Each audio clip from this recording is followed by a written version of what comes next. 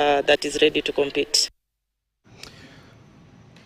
Let's move to golf now. Kenyan golfer Edwin Mudanyi hopes for a better outing in this year's magical Kenya Open compared to previous years.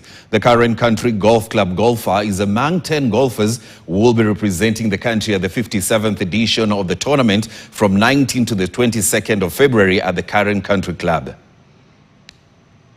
I mean, the event itself has its own privilege, and one of the privileges that I think have been working on is the pressure of the pressure privilege of being staged into this kind of event.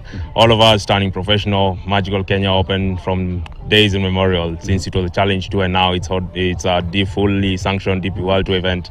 It's a stage that each and every professional golfer always wants to be in, compete at, and give his best, because we don't field the worst. We feel the best of the season and the best who have been ready. And I think we're always looking forward to this event.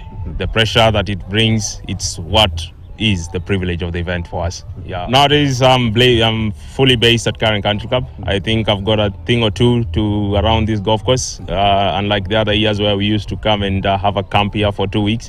So I've got a fully fledged idea of how to plot myself around this golf course. So it's not bare minimum, but we are looking at a very good and a successful week that Magical Kenya Open will provide.